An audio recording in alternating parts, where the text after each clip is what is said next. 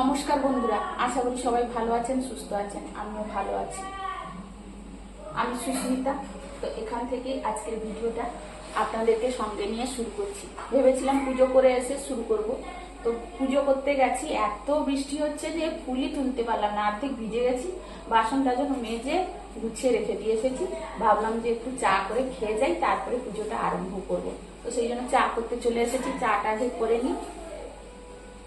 আর এই যে কালকে সব বাসনগুলো মেজে রেখেছিলাম, সেগুলো জল ঝরে গেছে, সেগুলো এখন ঢুকিয়ে দিই তার সঙ্গে।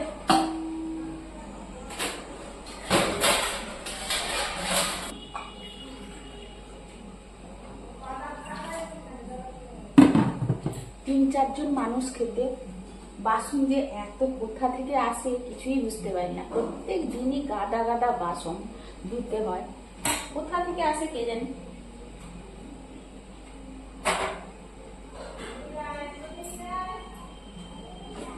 আর এদিকে দেখুন, সকাল সকাল কিন্তু চিংড়ি মাছ চলে এসেছে। মটকা চিংড়ি এনেছে। এই যে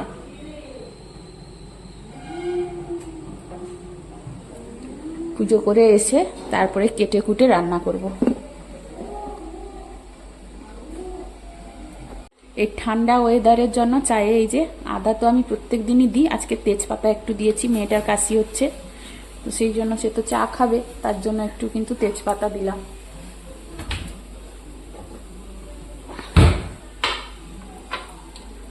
সঙ্গে গোলমরিচ তো না দিলে হবে না। ভালো করে জমিয়ে একটু চাটা খেতে হবে বন্ধুরা। যা ঠান্ডা ওয়েদার দিয়েছে, বেশ অনেকটাই ঠান্ডা। ভোরের দিকে তো খুব ঠান্ডা। যাই হোক, চাটা খেয়ে নি, তারপরে পুজো করতে যাব। মেয়ের জন্য এই যে কুলেখাড়া পাতার রস বের করে দিচ্ছি। একটু ছাদে হয়েছিল, তুলে নিয়ে এসেছি। একটু রস বের করে তাকে দিয়ে দিব খেতে, তারপরে চা খাবে সে। আর এদিকে চাটাও হচ্ছে।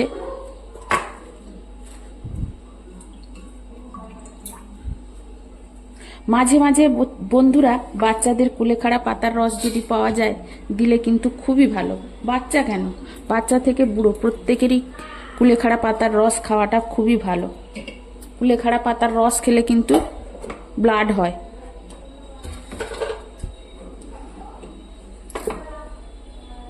এই যে কালকে রাত্রে এই বিস্কুট আর এই বিস্কুট এনেছে। এটা নারকেলের বিস্কুট আর এটা বেকারি বিস্কুট, চায়ের সঙ্গে খাওয়ার জন্য এনেছে। আর এই যে এখন টিফিন হবে, এতগুলো পাউরুটি এসেছে।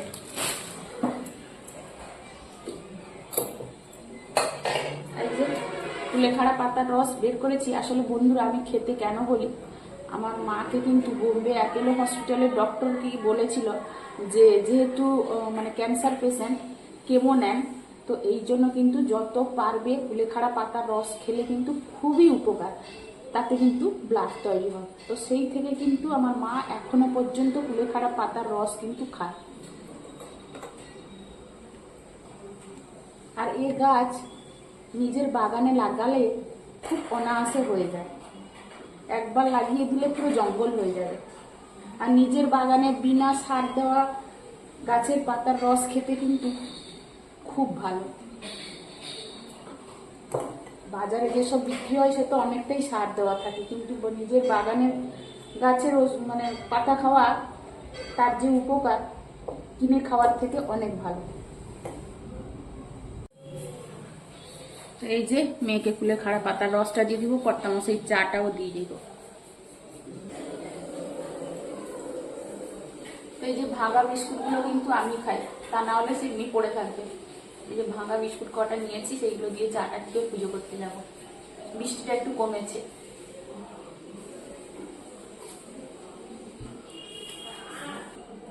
তো চাটা খাওয়া হয়ে গেছে বন্ধুরা। ফোনটাও নিয়ে নিবে, কি তুলবে বলছে খাতায়। তো আমি পুজোটা করে আসি, তারপরে আপনাদের সঙ্গে আবার দেখা করছি। তো আমি কিন্তু পুজো করে চলে এলাম। এবার কিন্তু সকালে টিফিন খাওয়ার পালা। তো তার জন্য আজকে তৈরি করছি সুন্দর হেলদি টেস্টি একটা ব্রেকফাস্ট। ব্রেড দিয়ে বানাচ্ছি, মানে ব্রেড স্যান্ডউইচ বানাচ্ছি। তবে ইনগ্রিডিয়েন্টস একই রকম দিয়ে 3 রকম পদ্ধতিতে আমি স্যান্ডউইচ বানাচ্ছি। তো সেটাই আপনাদের সঙ্গে শেয়ার করছি, দেখতে থাকুন, আশা করি ভালো লাগবে। তো আমি কিন্তু এখানে 3টে আলু নিয়ে সেদ্ধ করে ম্যাশ করে নিয়েছি, আর 3টে ডিমও সেদ্ধ করে কিন্তু আমি গ্রেটারে গ্রেট করে নিয়েছি। এখানে পুরো ম্যাশ করে দিলে কিন্তু ভালো লাগবে না, একটু দানা দানা থাকবে, খেতে ভালো লাগবে। তো তার মধ্যে দিয়ে দিলাম গোলমরিচ, আর দিলাম চাট মশলা, আর একটু চিলি ফ্লেক্স, আর ওইদিকে কেটে রেখেছি পেঁয়াজ, ক্যাপসিকাম, গাজর, আর হচ্ছে কাঁচা লঙ্কা। আর সরি, গাজর নেই, শসা আছে, গাজরটা শেষ হয়ে গেছিলো বলে গাজরটা দিইনি। তো যাই হোক, যা ছিল বাড়িতে সেটাই দিয়ে কিন্তু রেডি করছি, আর এটা খেতে কিন্তু খুব ভালো লাগে। আর এদিকে টমেটো সস আর মেয়োনিজ একটু নিয়েছি, সেটাও মাখিয়ে নিব। আর তার সঙ্গে আরও একটা চাটনি নিয়েছি, যেটা হচ্ছে ধনিয়া আর পুদিনা পাতার চাটনি। আর এদিকে এইগুলোকে আমি সব কিছু আলতো হাতে মাখিয়ে নিব একটু। তো লবণ শেষে দিয়ে ভালো করে মাখিয়ে নিলাম, আর এর মধ্যে টমেটো সস আর মেয়োনিজটাকেও ভালো করে মাখিয়ে নিব। পাউরুটির এক সাইড দেব মেয়োনিজ আর টমেটো সস, আর এক সাইডে দেব ধনে আর পুদিনা পাতার চাটনি, আর মাঝখানে কিন্তু আমি এই ব্যাটারটা দিব। আর এটা 3 রকম বানাচ্ছি, মানে সবাই একই রকম খাবে না, তো তার জন্য 4 জন খাবে 3 রকমের পদ্ধতিতে আমি বানাচ্ছি, আর সেটাই আপনাদের সঙ্গে শেয়ার করছি। তো প্রথমে কিন্তু আমি এই যে একটা ব্রেডকে দুখানা করে অল্প করে সেঁকে নিয়েছিলাম। তো সেঁকে নিয়ে এক পিঠ দিয়ে দিলাম টমেটো সস আর মেয়োনিজের মিশ্রণটা, আর তার উপরে দিয়ে দিচ্ছি এই আলু ডিমের সেদ্ধ মাখাটা, ভালো করে মাখিয়ে দিব চারিদিকে। এইভাবে একটা রেডি করব। আর একটা ব্রেডের উপরে কিন্তু দিয়ে দিব ধনে আর পুদিনা পাতার চাটনিটা, এইভাবে দিয়ে একটা আগে ভালো করে এমনি প্লেন সেঁকে নিব বন্ধুরা। এটা এক রকমের পদ্ধতিতে হবে, আর এগুলো খেতে খুব ভালো লাগে, একটা খেলেই কিন্তু অনেকটা পেট ভর্তি থাকে, কিন্তু সবার মানে সহ্য হয় না। পাউরুটি এমনি খাওয়া তো খুব একটা ভালো না, তার উপরে বয়স বাড়ার সঙ্গে সঙ্গে যাদের অ্যাসিডের প্রবলেম আছে, পাউরুটি খেলে কিন্তু প্রচুর পরিমাণে অ্যাসিড হয়, আমারও আছে, তো তার জন্য খাই না। তবে মাঝে মাঝে তো খেতে ইচ্ছে করে, তাই না? আসলে আমরা যখন ছোটোবেলায় প্রাইমারি স্কুলে পড়তাম, আমরা তো গ্রামের মেয়ে, বিশেষ করে আমি তো গ্রামের মেয়ে, তো প্রাইমারি স্কুলে যখন পড়তে যেতাম না, তখনকার দিনে একটা পাউরুটি দিত টিফিনে, সেটা কিন্তু দুর্দান্ত টেস্ট থাকতো, আর খেতেও এত সুন্দর লাগতো কি বলি। কিন্তু এখন আর সেই ব্রেড পাওয়া যায় না, আমি দেখেছি। ওই আগেকার দিনের জিনিসের যে স্বাদ এখনকার আর কোনো জিনিসের মধ্যে নেই, এখন যা খাই তাই যেন বিষ খাচ্ছি, তাই না? তো যারা সাবধানে থাকতে চায় তারা কিন্তু বুঝে শুনেই খায়, তো আমিও সেই করি, তবে মাঝে মাঝে একটু একটু খেতে তো ইচ্ছে করে, তাই না? তো আজকে ভাবলাম করেই ফেলি। কিন্তু সত্যি কথা বলছি, খাওয়ার পরে না এতটাই পেট ভর্তি ছিল যে দুপুরে আর খেতেই ইচ্ছে করলো না। মেয়ে তো আবার অর্ধেকই খেতে পারলো না। তো যাই হোক, সবাই খেয়েছে মোটামুটি, আর এটা কিন্তু খেতে ভালো হয়, যেহেতু এখানে সব রকমের সবজি দেওয়া আছে, আলু ডিম দেওয়া আছে, তো খেতে তো অবশ্যই ভালো লাগবে। তো সেটা সেঁকে নিলাম। এবার কিন্তু সেই একই ইনগ্রিডিয়েন্টস দিয়েছি, তবে একটা চেঞ্জ করেছি কি, একে এই যে আলুর যে মিশ্রণটা সেটা কিন্তু বাটার দিয়ে ভেজে নিচ্ছি বন্ধুরা। এটা খাবে কিন্তু মেয়ে বলল আমি বাটার দিয়ে খাবো, তো তার জন্য বাটার দিয়েই করে নিচ্ছি। আর দোকানের ছেলেটাকে আর কর্তামশাইকে এমনি প্লেন করে দিয়ে এসেছি, ওরা সেটাই খাবে, কারণ বাটার দিলে অ্যাসিড ট্যাসিড হয়ে যাবে, এই ভয়ে কিন্তু দিইনি। আর এই যে দেখুন, এটা কিন্তু মেয়ের জন্য রেডি করে দিলাম। তো এই মেয়ে কিন্তু এটা অর্ধেকই খেতে পারেনি, মানে অর্ধেক খেয়েই তার পেট ভর্তি হয়ে গেছে, আর খায়নি। আর আমি একটা খেয়েই তো আমার পেট ভর্তি হয়ে গেছে। তো এটাও এই যে এক পিঠ করে সেঁকে নিলাম। 2 পিঠ আর করিনি, 1 পিঠই সেঁকেছি। 2 পিঠ সেঁকার কোনো প্রয়োজন নেই, কারণ নরম রুটি, মানে টাটকা রুটি হলে কিন্তু কম সেঁকলেও চলে, কিন্তু বাসি হয়ে গেলে যখন শক্ত হয়ে যায় তখন কিন্তু ভালো করে একটু সেঁকে নিতে হয়। তো সেগুলো করে সবাইকে দেওয়া হয়ে গেছে। এটা কিন্তু আমি আমার জন্য রেডি করছি বন্ধুরা। প্রথমে এই যে বাটার দিয়ে একটু সেঁকে নিচ্ছি।